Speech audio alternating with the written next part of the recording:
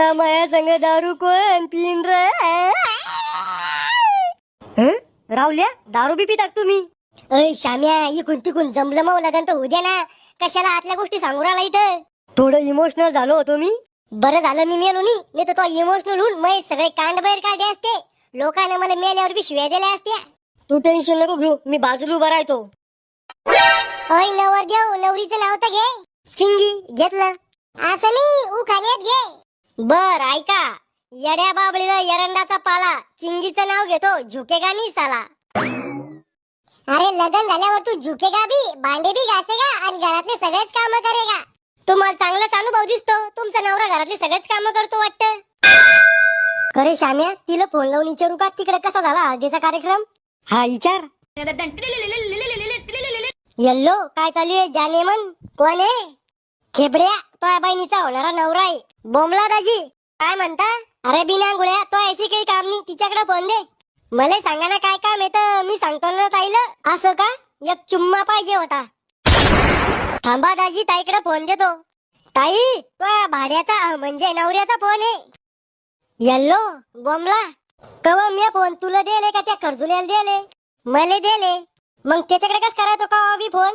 त्यो गेम खेळायला घेतो फोन. लहान आहे त्यो, त्याला काय समजतं अजून एवढं? आता जर दुसऱ्या बायच्या त्याला फोन उचलला ना तर तिथे येऊन कानाखाली मारीन मी त्याच्या. बर ते जाऊ द्या, फोन कशाला केलता? हळदीचा कार्यक्रम कस काय झाला तुमच्याकडे? चांगला झाला. अय ऐक ना, तुला एखादी सक्की चुलत बहीण आहे का? कौन? मावा मित्र श्याम्यानी का त्याच्यासाठी पाहिजे होती. मी माझ्या बहिणीला उंदराचं औषध खाऊ घालीन, पण त्या खेकड्या संग लग्न नाही होऊ देणार. अहो लय चांगला आहे श्याम्या. तोंड पाहिलं का त्याचं? कोणी म्हणून म्हशीनं पाय दिला तोंडावर. बर ते जाऊ दे, पण मम्मी म्हणी नवरदेवाचं तोंड परातीवाणी आहे आणि शरीर नागतोड्यावानी म्हणी. पण बाबांना जेव्हा तुमची प्रॉपर्टी सांगितली ना तेव्हा मम्मीनं हो म्हणलं लग्नाला. मला आज माहित झालं की मग नागतोड्यावानी शरीर आहे आणि परातीवानी तोंड आहे म्हणून. आता आवडता तुम्ही सगळ्याला. मग आठवण येते का नाही? लय आठवण येते त्याची. पण घरच्यांना मारून कुटून ते लपडं मोल्ड आणि तुमच्या गळ्यात गुतून दिलं. म्हणजे तो लपड होत काय याच्या आधी? सगळ्याच राहतं तुमचं बी असन ना. अव एकदम कोरा करकरीत पीश आहे मी. आता लोक मी कोणत्याच पोरीला हात सुद्धा लावेल नाही. तुम्ही किती साधे भोळे.